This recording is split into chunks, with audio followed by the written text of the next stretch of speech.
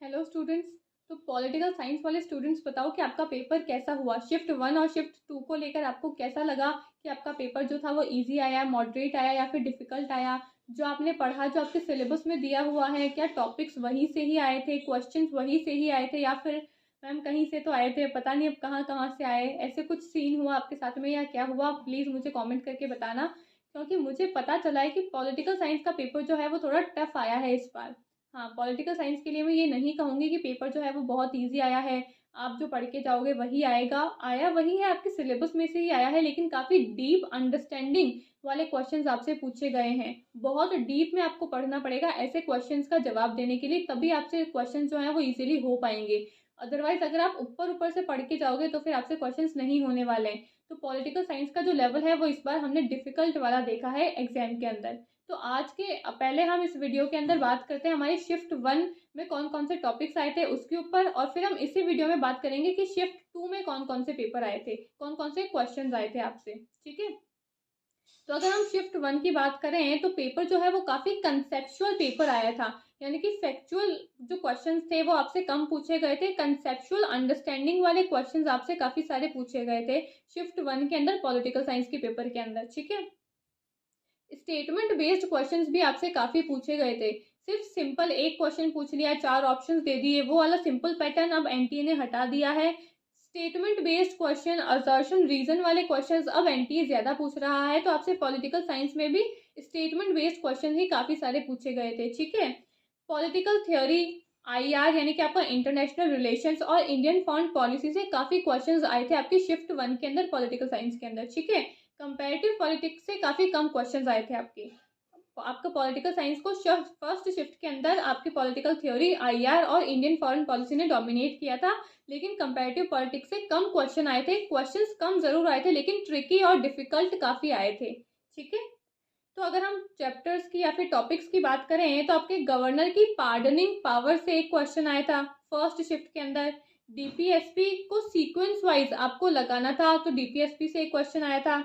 Maslow की need hierarchy theory, जो आपके अब्राहिम मैस्लो है उनकी नीड हायरार्की थ्योरी से आपका एक क्वेश्चन आया था। चार पांच क्वेश्चंस आपके बुक्स एंड राइटर्स के ऊपर आए थे। जॉन रॉल्स के कंसेप्ट यानी कि जॉन रॉल की अवधारणा के ऊपर आपका एक क्वेश्चन आया था। कॉम्प्रीहेंशन जो था वो इजी था, दो कॉम्प्रीहेंशन आए थे आपके, एक था ग्लोबलाइजेशन के ऊपर, एक था आपका बुद्धा के ऊपर। तो कॉम्प्रीहेंशन जो थे वो आपके इजी थे। अंबेडकर एंड सावरकर से आपके क्वेश्चंस आए थे। लुक ईस्ट पॉलिसी से आपके क्वेश्चन आए थे। पब्लिक पॉलिसी से आपके क्वेश्चन आए थे। आर्टिकल 21 में कौन कौन से राइट्स दिए होते हैं उसके ऊपर आपका एक क्वेश्चन आया था। राइट टू एजुकेशन में कितनी एज होती है एजुकेशन की, उस पर आपका एक क्वेश्चन आया था। एजुकेशन की एज जो है वो बताई गई है राइट टू एजुकेशन के अंदर 6 to 14 ईयर्स, लेकिन वहां पे दी गई थी 16 ईयर्स। तो 16 ईयर्स जो थी वो गलत थी, क्योंकि एज जो होती है राइट टू एजुकेशन की उसके अंदर बताई है हमारी 6 to 14 ईयर्स ऑफ एज। ठीक है, तो राइट टू एजुकेशन पे आपका एक क्वेश्चन आया था। फेमिनिज्म के ऊपर भी काफी क्वेश्चंस आए थे। मोदी के पंच पंच प्राण के ऊपर आपका एक क्वेश्चन आया था। नियो लिबरलिज्म के ऊपर आपका एक क्वेश्चन आया था। ठीक है, जोसेफ नाय के ऊपर आपका एक क्वेश्चन आया था। बर्नी और कबीर से भी आपका एक क्वेश्चन आया था।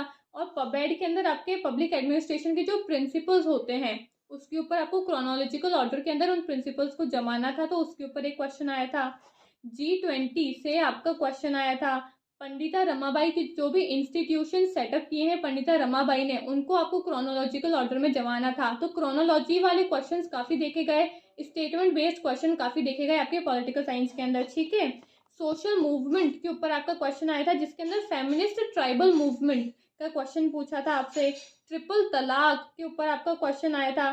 ठीक है, तो ये थे आपके कुछ टॉपिक्स जिसमें आपके पॉलिटिकल साइंस में फर्स्ट शिफ्ट के अंदर पूछे गए थे। ठीक है, तो अब हम बात करते हैं कि सेकंड शिफ्ट में कैसे क्वेश्चंस आए थे। सेकंड शिफ्ट को बच्चों ने काफी ज्यादा चैलेंजिंग बताया है कि मैम सेकंड शिफ्ट जो थी वो काफी लेंदी तो थी, साथ ही साथ चैलेंजिंग भी थी, यानी कि काफी डीप अंडरस्टैंडिंग आपकी होनी चाहिए सेकंड शिफ्ट के पेपर को सॉल्व करने के लिए। ठीक है, तो अब जो आप ऊपर से तो आपके है ना चैप्टर्स को कवर कर लेते हो कि ऊपर ऊपर से देख लेते हैं, बुक्स के नाम तो छोड़ देते हैं, ये सब कुछ अगर आप करोगे तो आपके लिए थोड़ी डिफिकल्टी होने वाली है फिर क्वेश्चन आपके एग्जाम के अंदर। ठीक है, तो काफी डीप अंडरस्टैंडिंग से क्वेश्चंस पूछ रहे हैं, तो आपको अपना लेवल भी, अपना पढ़ाई का लेवल भी आपको एग्जाम के लेवल के अकॉर्डिंग ही सेट करना होगा। ठीक है, तो अब हम बात करते हैं आपके शिफ्ट सेकंड की बात, पॉलिटिकल साइंस में शिफ्ट सेकंड में कौन कौन से टॉपिक्स पे आपके क्वेश्चंस आए थे, अब हम उसकी बात करते हैं। ठीक है, तो सबसे पहले आपके सिटीजन चार्टर के ऊपर एक क्वेश्चन आया था। ठीक है, सिटीजन चार्टर में आपकी 4 वेबसाइट्स का नाम दिया था और उसको लेकर आपका एक क्वेश्चन आया था। RTE, RTI, Lokpal and consumer protection act, ये चारों आपको ऑप्शन दिए थे। इनको आपको क्रोनोलॉजिकल ऑर्डर में जमाना था कि सबसे पहले कौन सा आया, बाद में कौन सा आया, बाद में कौन सा आया, ऐसे आपका क्वेश्चन आया था मैच द फॉलोइंग वाला। ठीक है, लोकपाल कब सेट हुआ, यानी कि लोकपाल जो है वो आपका कौन सी कमिटी के अंदर सेट हुआ। ठीक है, वो आपको बताना है। सेटअप कब हुआ लोकपाल का, वो आपको बताना है। तो एआरसी के अंदर सेटअप हुआ था। ठीक है, तो इस लोकपाल के ऊपर आपका एक क्वेश्चन आया।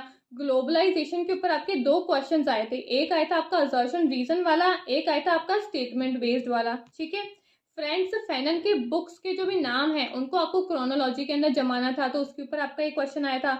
लिविएथन जो बुक है उसको आपको क्रोनोलॉजी के अंदर जमाना था, उसके चैप्टर्स को, तो उस पर आपका एक क्वेश्चन आया था। आईआर से भी आपके बुक्स एंड ऑथर्स के नेम पे क्वेश्चन आया था। ठीक है, नेम के ऊपर आपका एक क्वेश्चन आया था सेकंड शिफ्ट के अंदर। फिर आपके डिवाइड वॉल्डो की स्टेटमेंट बेस्ड क्वेश्चन आया था आपका। पबेट के अंदर एमपी फॉलिएट से आपका क्वेश्चन आया था। एनपीएम, ठीक है, एनपीए, एनपीएम ग्लोबलाइजेशन के फीचर्स के ऊपर आपका क्वेश्चन आया था। ग्रामसी के idea of becoming and progress के ऊपर आपका क्वेश्चन आया था। ठीक है, फिर आपके गवर्नर की स्पेशल पावर के ऊपर एक क्वेश्चन आया था। यूएन की पीस कीपिंग फोर्स के ऊपर आपका एक क्वेश्चन आया था। राजीव गांधी के ऊपर भी आपका एक क्वेश्चन आया था।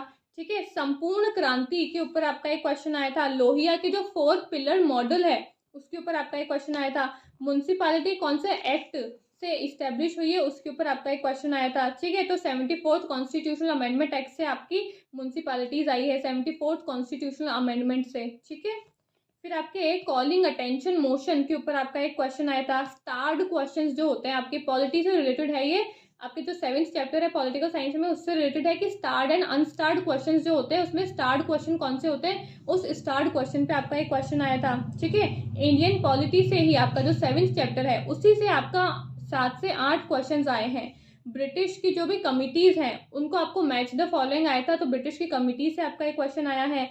पीटर ड्रकर का आपका एक क्वेश्चन आया है। ठीक है, फिलाडेल्फिया कॉन्फ्रेंस, मिनोब्रो कॉन्फ्रेंस जो कि आपकी पबेड के अंदर है उसके अंदर आपका एक क्वेश्चन आया है। उनको इन कॉन्फ्रेंसेस को आपको क्रोनोलॉजिकल ऑर्डर में जमाना था। ठीक है, मेंटल रेवोल्यूशन से आपका एक क्वेश्चन आया था। 6 fold policy of Kautilya, Kautilya की जो 6 फोल्ड पॉलिसी है वो उससे आपका एक क्वेश्चन आया था, उससे आपका एक क्वेश्चन आया था, यानी कि कौटिल्य की षडगुण नीतियों से आपका क्वेश्चन आया था। ठीक है, रेडिकलिज्म से आपका एक क्वेश्चन आया था। और सेकंड शिफ्ट में आपका जो पैसेज है वो आया था आपका जेएस मिल के ऊपर और पब्लिक पॉलिसी के ऊपर। ठीक है, वीर सावरकर से आपके 2 क्वेश्चंस आए थे। ठीक है, लास्की की बुक्स को आपको क्रोनोलॉजिकल ऑर्डर में जमाना था, तो लेस्की से आपका एक क्वेश्चन आया था। दीनदयाल उपाध्याय से आपका एक क्वेश्चन आया था।